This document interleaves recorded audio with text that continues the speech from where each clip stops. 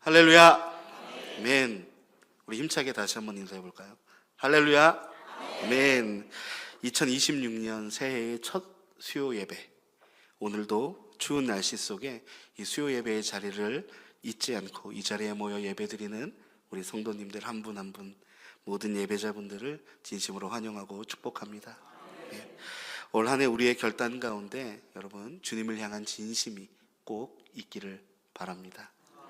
또한 새해 첫 수요 예배부터 귀한 찬양으로 예배의 문을 열어주신 우리 오직 예수 찬양팀과 또 아름다운 하모니로 찬양을 올려주신 우리 임마누엘 성가대에게도 깊은 감사를 드립니다. 올 한 해도 주님을 향한 찬양의 마음 변치 않으시고 축복의 통로로 사용되는 우리 모두가 되시기를 진심으로 소망합니다. 우리는 2026년 새해를 맞이하였고요, 첫 번째 수요 예배를 이렇게 주님께 올려드리고 있습니다. 이렇게 새해를 맞이하면 우리가 꼭 하는 것이 있죠. 어떤 걸 하죠? 새해 다짐. 새해 다짐을 합니다. 기도를 하며 내가 바라는 것 혹은 바라는 모습을 위해서 비전을 세우죠. 여러분은 올 한 해 어떠한 비전을 세우셨습니까? 어떠한 결단을 계획하셨습니까? 아마 여러 가지를 세우셨을 거예요. 여러 가지들 계획들을 세우고 네, 이런 것들을 하겠다 이렇게 결단을 하셨을 텐데, 아마 종류는 달라도 아마 대부분 선명함에 대한 기도일 거예요. 이게 무슨 말이냐면요, 하나님께 기도하면서 하나님 나의 앞길을 인도하여 주시옵소서, 나의 앞길을 세워 주시옵소서, 주님의 뜻을 보게 하시고 순종하게 하소서, 아마 이렇게 기도들을 이제 하셨을 거예요. 그런데 여러분, 이 기도의 속뜻을 한번 자세히 한번 생각해 보셨으면 좋겠습니다. 우리 결단의 기도의 한번 속뜻, 그래서 깊숙이 들여본다면 여러분 어떠할까요? 내가 가야 할 길, 내가 해야 할 것들에 대해서 그 방법이나 그것을 가야 할 길을 밝히 보여주시기를 구하는 혹시 그런 기도이지는 않습니까? 내가 가야 할 길을 선명히 보기 바라는 마음. 여러분, 이건요 누구나 가지는 마음이고요, 어찌 보면 당연한 기도입니다. 선명히 보일수록 우리는 안심하고 담대하게 걸어갈 수 있기 때문이죠. 우리는 모든 것이 명확해야 좀 안심하는 시대에 살고 있는 것 같아요. 차량 내비게이션은 단 1m의 오차도 없어야 안전하게 거기를 도달할 수 있고요, 또 스마트폰의 화면, 우리가 보는 화면들은 어떠한 티끌 하나 없이 선명해야 만족합니다. TV는 또 크면 클수록 좋다라는 얘기도 있잖아요. 이러한 선명함에 대한 강박은 어찌 보면 사람에 대한 본능일지도 모르겠습니다. 그래서 우리의 기도도 선명함을 요구하는 기도를 하게 되는 거예요. 만약 상황이 조금이라도 좀 흐릿하면 우리는 하나님이 나를 떠나셨거나 아니면 내 기도가 부족하다라고 자책하면서 불안의 늪으로 빠져드는 것도 사실입니다. 오늘 우리가 읽은 이 본문의 말씀은요, 예수님의 주권과 예수님의 능력에 대한 이야기인 동시에 이 선명함에 대한 이야기를 담고 있는 거예요. 예수님과 제자들이 이 벳세다에 이르렀습니다. 그러자 사람들이 눈먼 한 사람을 데리고 예수님께 나아오죠. 사람들은 예수님께 이 사람에게 손을 좀 대어주시기를 간구합니다. 예수님께서는 그 눈먼 사람 맹인을 손을 잡으시고요, 마을 밖으로 이제 나가십니다. 그리고 마을에서 벗어난 곳에서 예수님은 그 눈에 침을 뱉으시고 손을 얹으셨죠. 그리고 그에게 묻습니다. 무엇이 보이느냐? 맹인이 고개를 들어서 쳐다보며 대답하죠. 사람들이 보입니다. 그런데 나무 같은 것들이 걸어가는 것처럼 보입니다. 그러자 예수님께서 다시 그의 두 손을 얹으시자 어떻게 됩니까? 그의 시력이 완전하게 회복이 됩니다. 여러분, 예수님께서 이 본문의 맹인의 눈을 고치실 때 침을 뱉으시고 안수하시면서 무엇이 보이느냐라고 물으니 이 맹인이 무엇라고 대답을 합니까? 24절을 제가 읽어보겠습니다. 쳐다보며 이르되 사람들이 보이나이다. 나무 같은 것들이 걸어가는 것을 보나이다 하거늘. 아멘. 여러분, 여기까지 보았을 때, 딱 여기까지만 보았을 때 여러분, 이거는 치유입니까? 아니면 실패입니까? 형체는 보이지만 누군지 분간할 수는 없고 나무처럼 보이는 뭔가 흐릿한 상태, 어떻게 보면 아예 안 보일 때보다 좀 더 혼란스러울지도 모릅니다. 어정쩡한 상태예요. 암흑 속에서라면 차라리 포기하고 살았던 것들이 이제 빛이 들어왔는데 좀 뭔가 보이는 것 같은데 이 놀라운 상황을 경험을 했는데 제대로 보이지 않는 뭔가 희망 고문과 같은 상태라는 거예요. 내 눈이 정말 나은 건가? 아니면 평생 이렇게 좀 애매하게 흐릿하게 보면서 살아야 되는 건가? 이게 더 나은 건가? 저게 더 나은 건가? 이렇게 조금 헷갈려 하고 있는 상황일지도 모르겠습니다. 우리도요, 기도를 하다 보면 이럴 때가 여러분 참 많습니다. 아니, 어쩌면 대부분이 여기에 가까워요.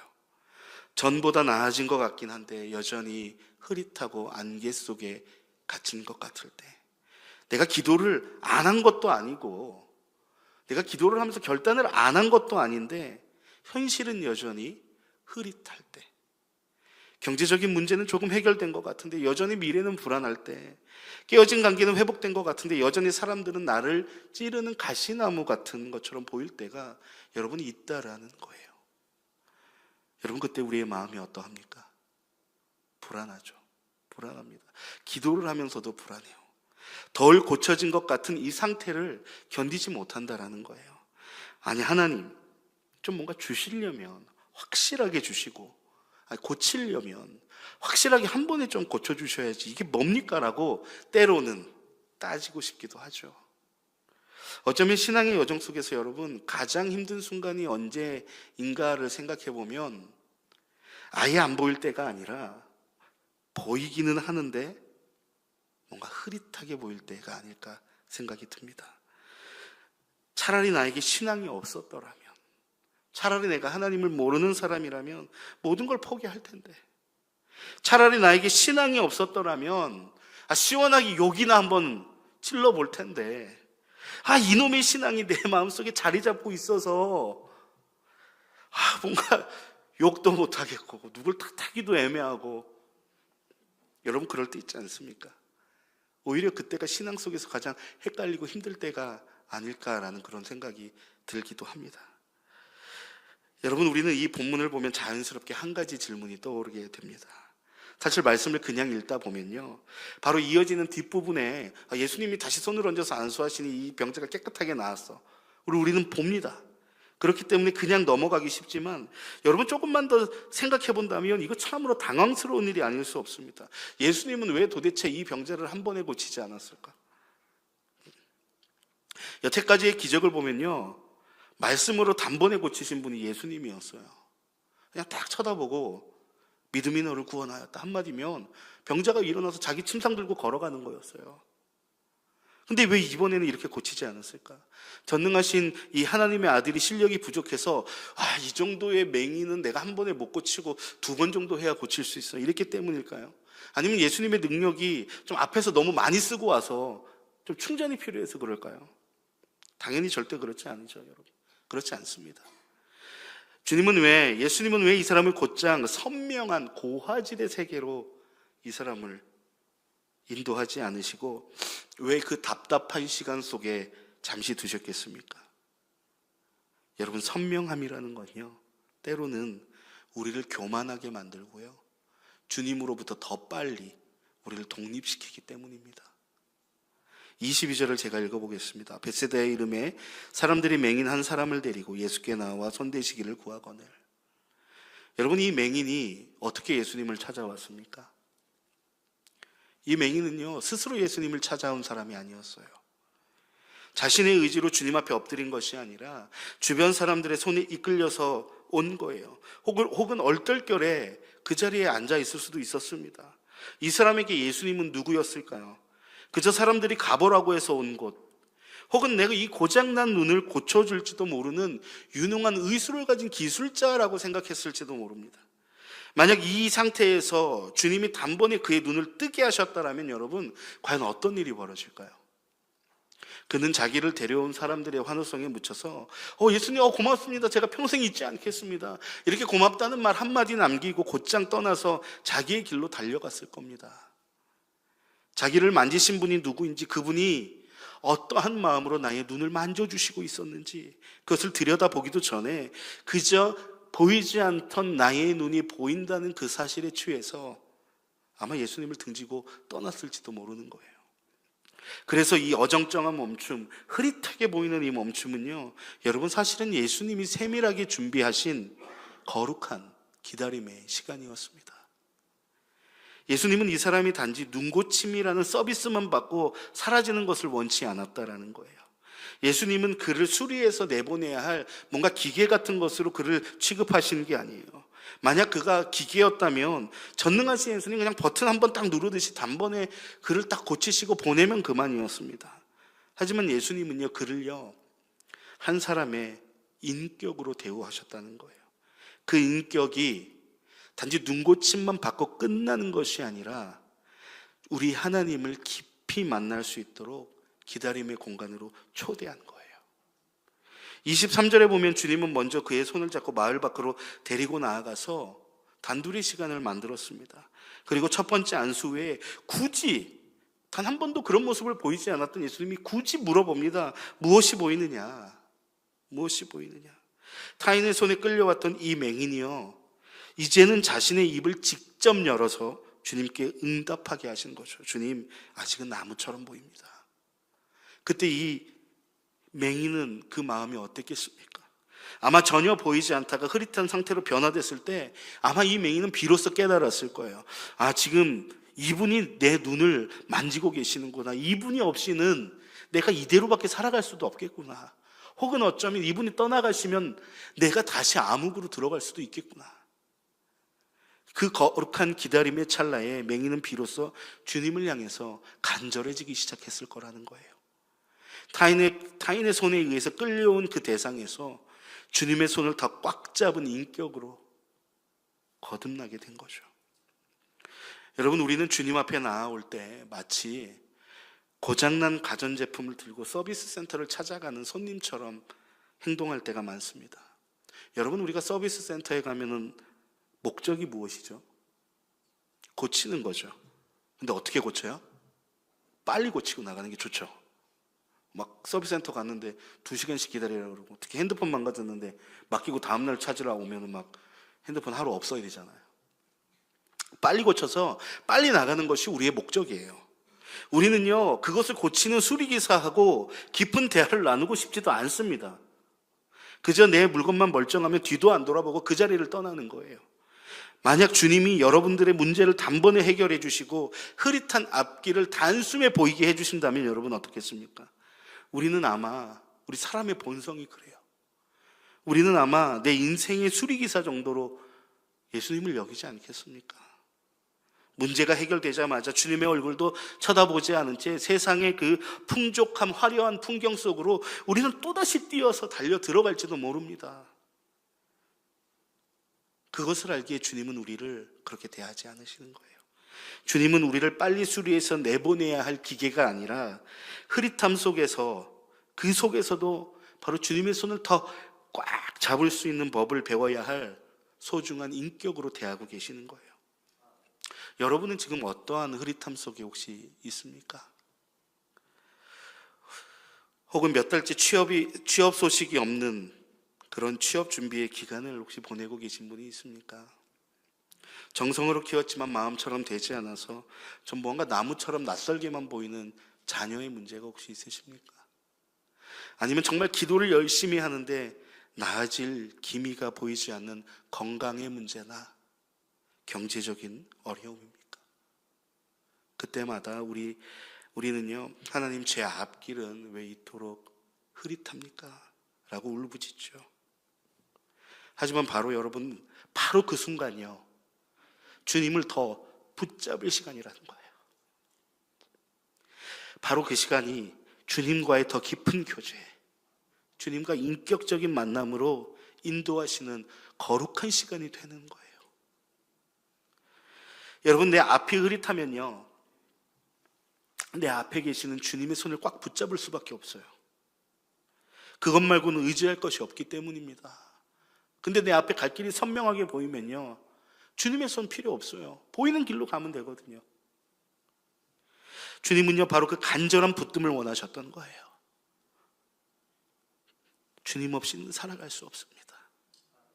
여러분, 그러므로 우리의 삶에 찾아온 이 흐릿함을요, 너무 미워하지 않았으면 좋겠습니다. 이것은 우리의 삶에서 멈춰선 정체가 아니라 여러분을 주님 곁에 더 오래 머물게 하시려는 주님의 세밀하고도 따뜻한 사랑이고 초대인 거예요. 다 보이지 않아도 괜찮다.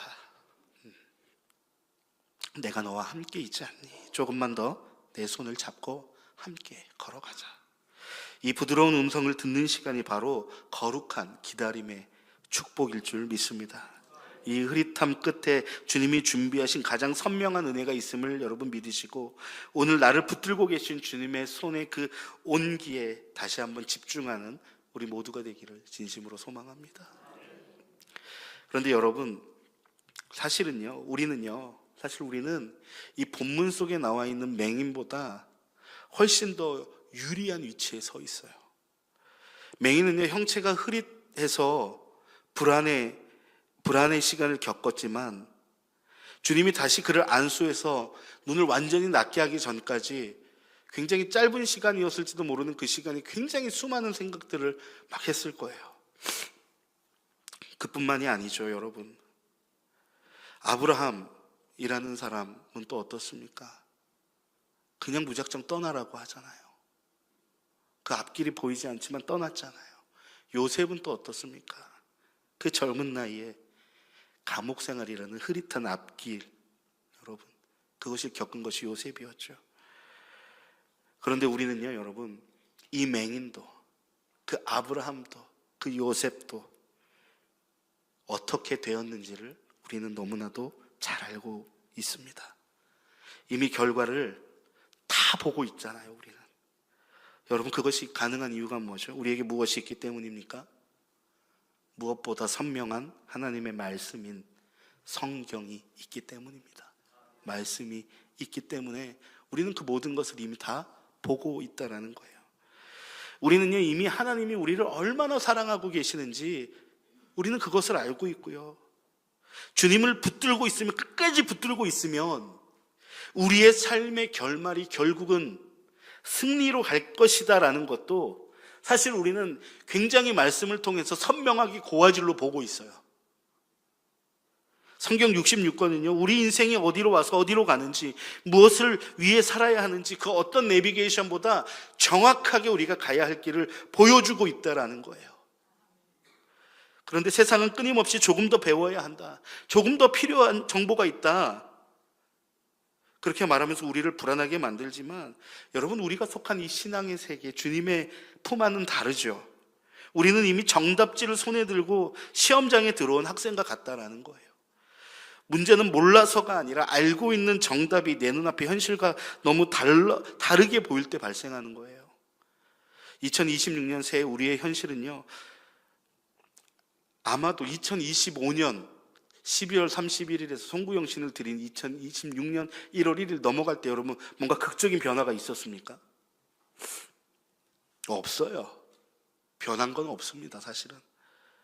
여전히 혼란스러운 풍경일지도 몰라요. 여기서 우리의 진짜 갈등이 시작되죠. 말씀은 원수를 사랑하라고 하는데, 너를 박해하는 자를 위해서라도 기도하라라고 하는데, 4K 화질처럼 선명하게 그렇게 우리의 갈 길을 제시하고 있는데, 내 눈앞에 그 사람은요, 여전히 나를 찌르고 상처 주는 날카로운 가시나무처럼 보일 때가 있죠. 말씀은 너희는 먼저 그 나라와 의를 구하라, 그리하면 이 모든 것을 너희에게 더하시리라 라고 말씀하고 계시고 우리의 목적지를 명확하게 가르치고 있는데, 당장 이번 달 생활비라는 거대한 숲은 너무나 울창해서 우리가 가야 할 그 길을 가지 못하게 막고 있지 않습니까? 이때 우리는 주님 앞에 따지듯이 묻죠. 하나님, 말씀이 정답이라는 것을 내가 머리로 알겠는데 이거 제 계산기로 두드려 보니까 이거 도무지 답이 안 나옵니다. 하나님, 이 상황에서 원수를 사랑하는 게 말이 됩니까? 지금 내 코가 석자인데 주님의 나라를 먼저 구하라는 게 현실적으로 가능하십니까? 하나님 다 보신다면서요. 내 통장 잔고 좀 보세요. 결국 여러분, 우리의 인생의 문제는요, 상황이 흐릿해서 못 가는 것이 아니라 내 생각과 하나님의 말씀이 충돌할 때 어떤 것을 더 신뢰하고 따라갈 것인가라고 하는 신뢰의 밀도에 대한 문제라는 거예요.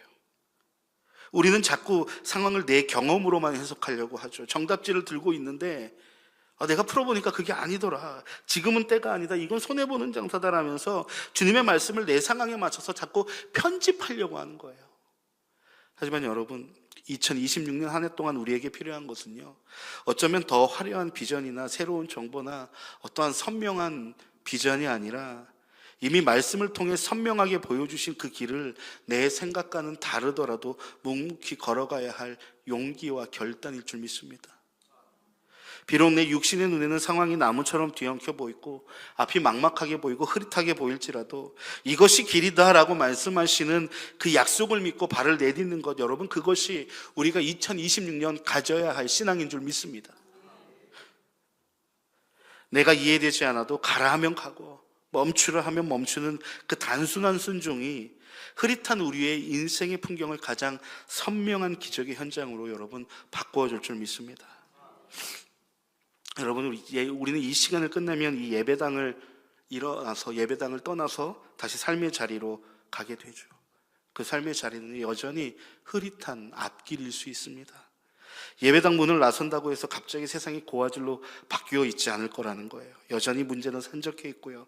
사람들은 나무처럼 낯설게 걸어다니며 우리 계산기는 여전히 답이 없음이라고 출력할지도 몰라요. 하지만 이전과 달라진 것 하나 있죠. 이제 우리는 내 손에 보이는 풍경이 아니라, 내 눈에 보이는 풍경이 아니라 이 흐릿한 상황 속에서도 여전히 내 눈에 손을 대주고 계시는 주님의 손의 온기를 더 선명하게 느낄 수 있다는 사실입니다. 신앙은 내 눈의 시력을 높여서 세상을 낱낱이 파악하는 능력이 아니라, 신앙은요, 세상에 아무리 흐릿해도 나를 붙들고 계신 그분의 손이 결코 나를 놓지 않는다라는 사실을 온몸으로 신뢰하는 밀착감이에요. 우리가 2026년 동안 싸워야 할 진짜 싸움은 왜 안 보여주십니까? 라는 항의가 아니라 보이지 않아도 주님의 손은 참 따뜻하네요 라는 그 고백일 줄 믿습니다. 세상은 자꾸만 우리에게 똑똑히 보고 내가 갈 길을 네가 정해라 라고 유혹하죠. 하지만 주님은 오늘 말씀하십니다. 다 보이지 않아도 괜찮다. 내가 너를 보고 있기 때문이다. 내가 길을 잃은 것 같고 모든 것이 흐릿해 보일 때 여러분 기억하셨으면 좋겠습니다. 그때가 바로 주님이 역사하실 시간이라는 겁니다. 그러니 억지로 눈을 비벼가며 세상을 선명하게 만들려고 애쓰지 않아도 여러분 좋습니다. 대신 여러분들의 눈을 덮고 있는, 여러분들의 손을 붙들고 있는 그 따뜻한 주님의 손등이 위에, 주님의 그 손 위에 나의 손을 포개시기를 소망합니다. 내 생각과 말씀이 충돌할 때마다 내 눈에 보이는 흔들리는 나무가 아니라 내 영혼에 들려오는 선명한 주님의 음성, 네가 지금 무엇을 보고 있느냐? 여러분, 거기에 전부를 걸었으면 좋겠습니다. 올 한 해 우리의 앞길은요, 여러분, 여전히 흐릿해 보일 수 있어요. 그러나 그 흐릿함은 우리를 망가뜨리는 장애물이 아니라 우리를 주님의 품으로 더 깊이 밀어넣는 은혜가 될 줄 믿습니다. 비록 풍경은 흐릿해도 여러분, 예수님은 선명합니다. 상황은 요동쳐도 나를 붙든 손은 견고합니다. 이 믿음의 담대함을 가지시고 2026년이라는 광야를 주님과 함께 걸어가시기를 소망합니다. 우리가 손을 놓지 않는 한 그 흐릿한 길은 반드시 가장 영광스러운 목적으로 이어질 줄 믿습니다. 주님이 우리를 붙들고 있기 때문이죠. 나를 만지시는 주님의 손길에 오늘 하루의 모든 불안을 맡겨드리는 우리 복된 성도님들 되시기를 주님의 이름으로 간절히 소망합니다. 기도하겠습니다.